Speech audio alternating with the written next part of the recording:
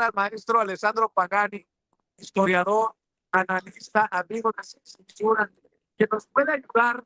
Te pido por favor que nos ayudes, porque pareciera que está separados los temas, pero están más ligados que nunca. Este proceso interno que nos llevará a una elección el próximo año y seguiremos al 2030. En momentos en que en Colombia se habla de fraude, en momentos en que Gustavo Petro, el todavía presidente de Colombia, sigue señalando a Israel de estar detrás de las irregularidades, de momentos en que hablamos de la mano estadounidense en procesos latinoamericanos. ¿Cómo ves este avance de la derecha, de la ultraderecha en nuestra América Latina, mi querido Alessandro Pagani? Te abrazo a la distancia. Hola Vicente, un abrazo desde la distancia. Qué bueno que estamos charlando de nuevo.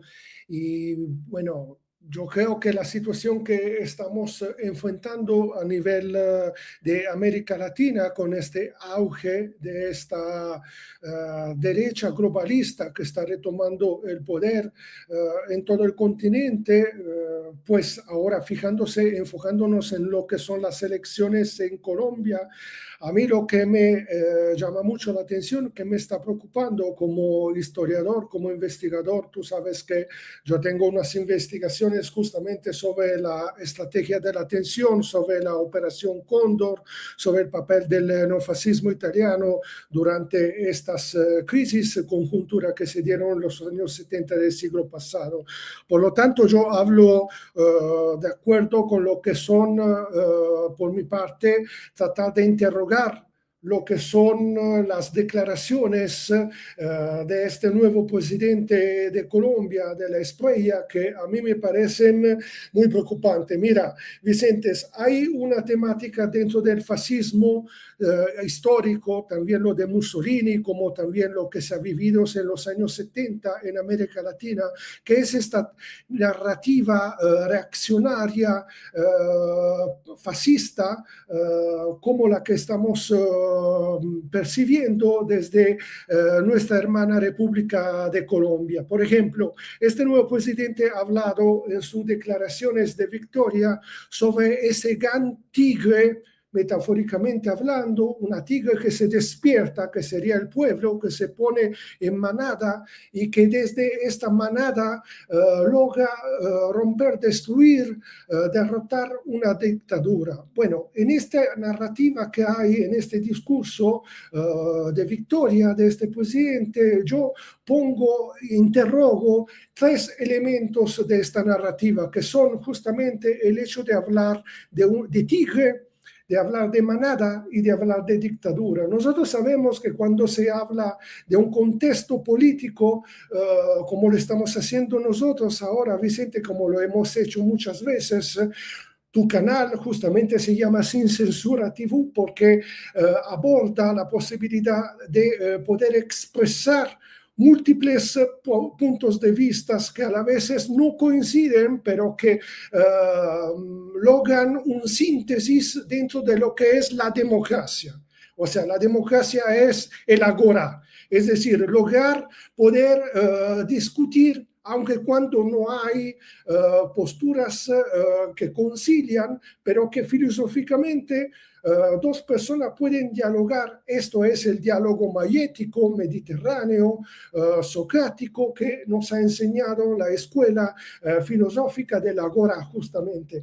Lo que estamos viendo con esta narrativa de este neopresidente colombiano es hablar de un tigre, es decir, una reacción de un pueblo que se hace manada. Nosotros cuando hablamos de manadas estamos hablando de algo muy reaccionario, o sea, de un grupo de personas que se supone se están untando en forma reaccionaria, así como fue el fascismo histórico en su momento, y que en manada rompió con todas las leyes democráticas que había en Italia en los años 20. Por lo tanto, este es el contexto que nosotros estamos viviendo, una manada que se conjunta todos juntos como un tigre y que rompe esta dictadura. Una dictadura que a mi modo de ver como izquierdista, como marxista, yo no he visto ninguna dictadura por parte de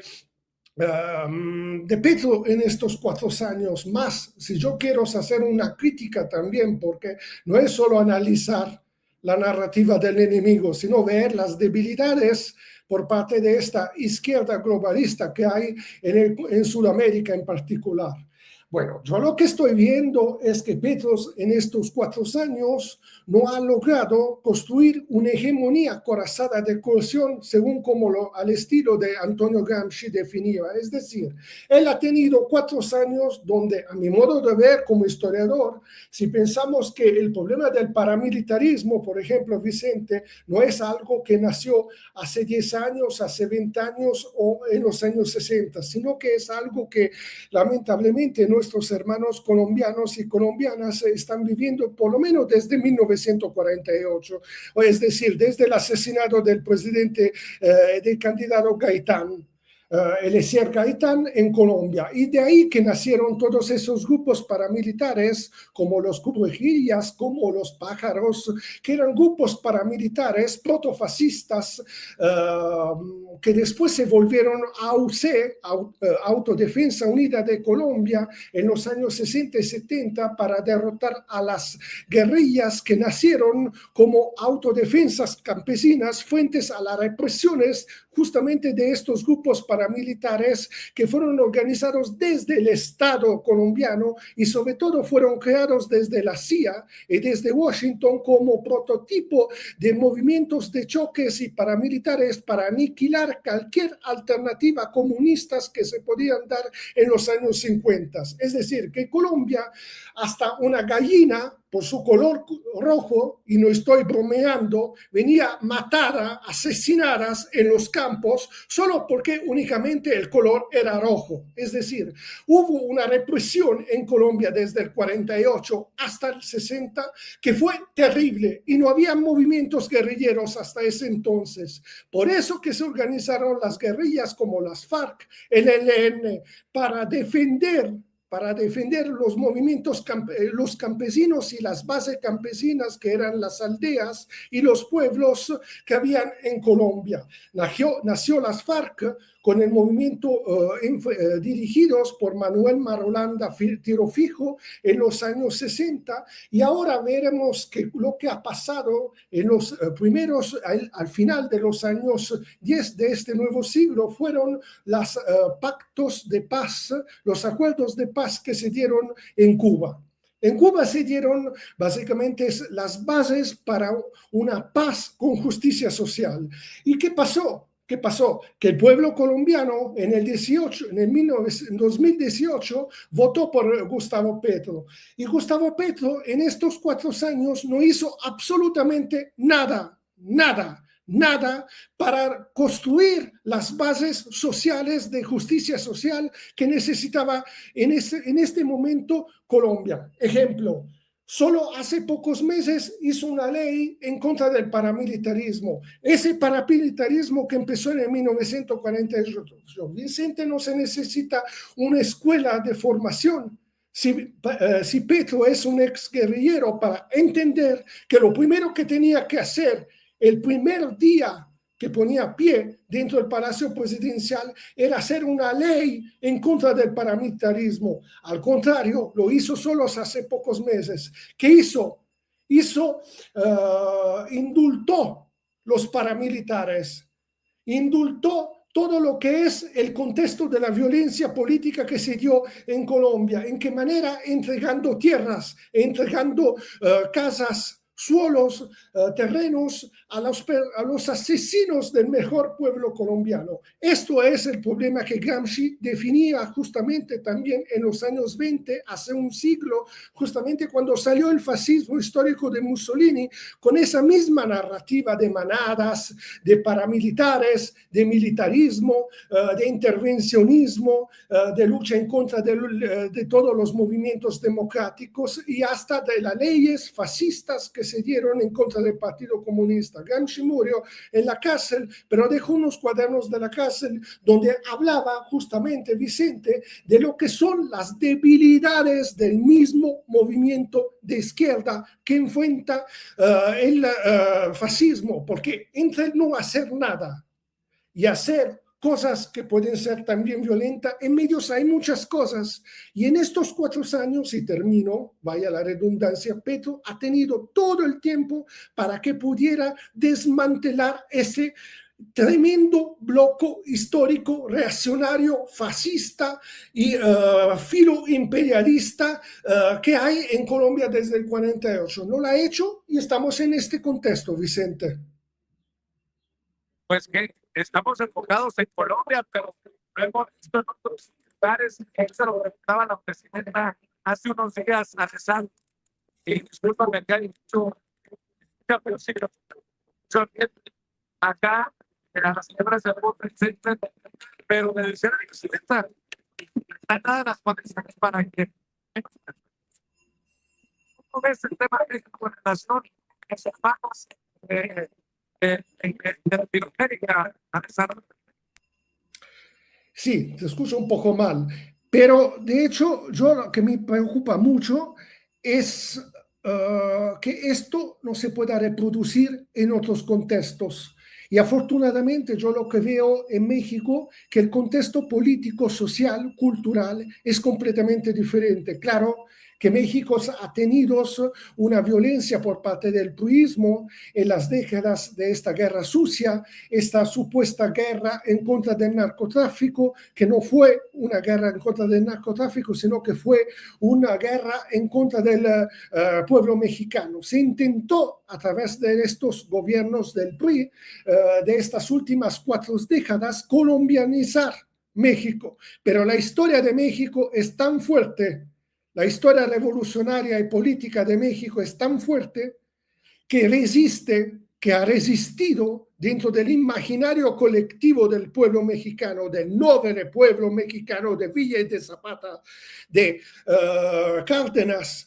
Y claramente todo esto lo veamos hoy abordados dentro de lo que es el proyecto de la cuarta transformación y sobre todo del segundo piso que está construyendo la excelentísima presidenta constitucional de la República Mexicana, de los Estados Unidos de Mexicanos, Claudia Sheinbaum, que nosotros vamos a respaldar con las ideas, con la lucha de las ideas hoy, mañana y siempre frente a esta arremetida fascista por parte de la Roma americana que está organizando un nuevo plan Cóndor, basado sobre condiciones primarias y secundarias obviamente diferentes de lo que son los años 70 y 80, pero que está construyendo un frente, una coalición que viene desde básicamente toda Sudamérica. Aparte nosotros estamos viendo Brasil y México, básicamente no hay otros gobiernos, a menos que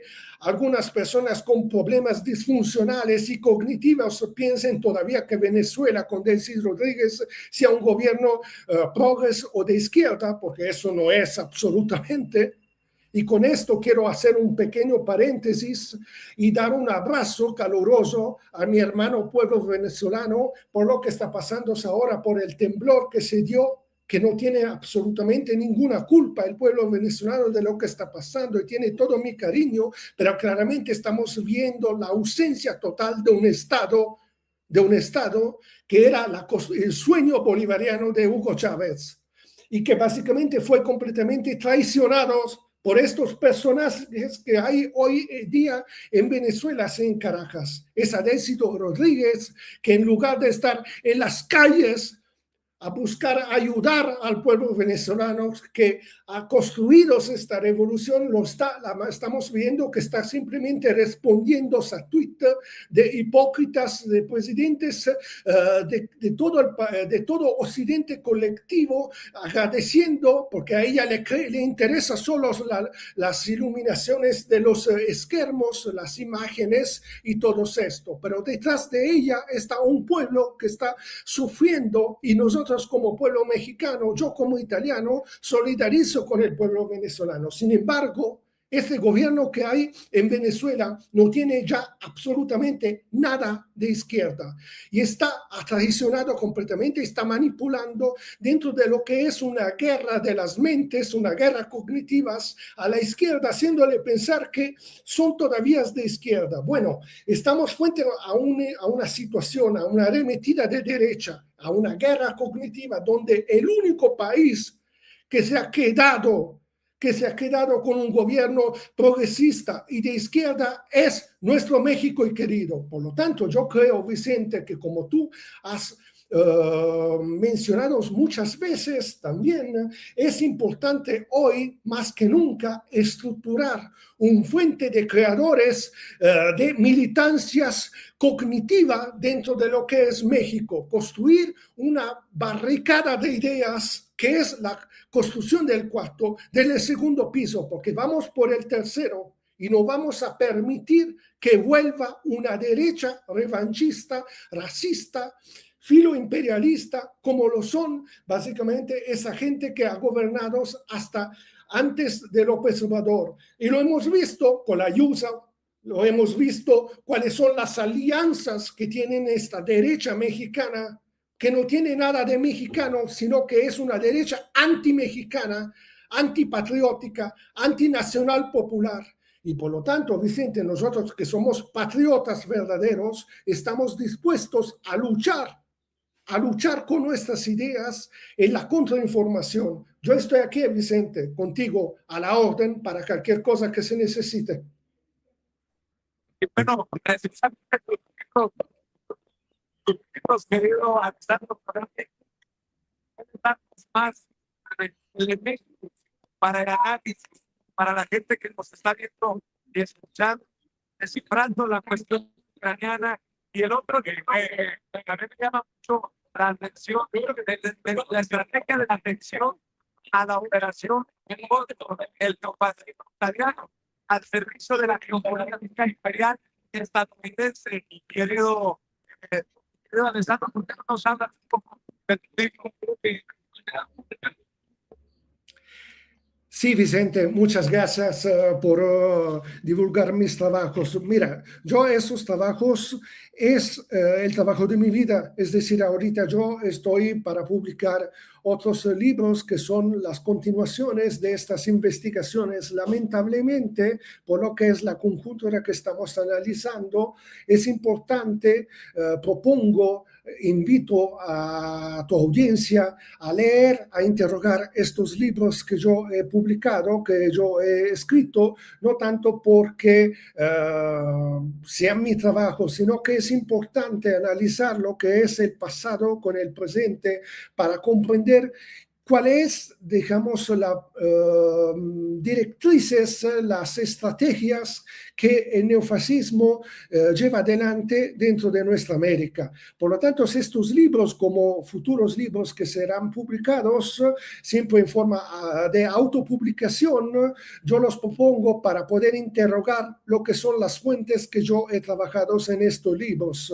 Y bueno, yo termino agradeciéndote siempre por este espacio. Estoy viviendo una censura y un bloqueo total de lo que es mi trabajo de investigaciones. Yo voy a publicar todos a través de autopublicaciones porque no encuentro ningún casa editorial a nivel internacional que me publique los libros, que sean de izquierda, que no sean de izquierda. Va a llegar el momento que voy a hacer los nombres de todas las personas y de todas las casas editoriales que me están censurando. Por eso que yo te agradezco, te mando un abrazo fuertísimo, Vicente, porque tú de verdad eres uno de los pocos que me está dando ese espacio a nivel internacional. Por eso yo te mando un fuerte abrazo e invito a todos los compañeros y compañeras de esta gran canal que es Sin Censura TV de Vicente Serrano de seguirme, por favor,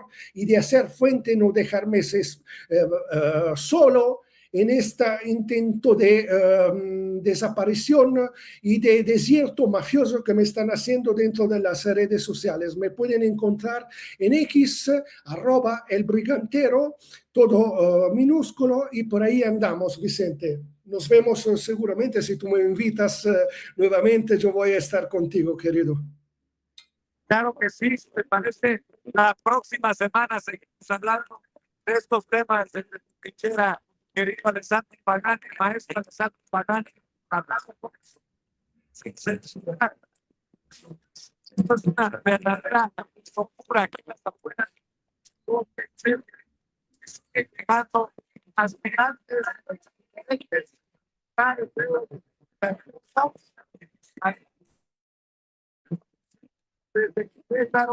para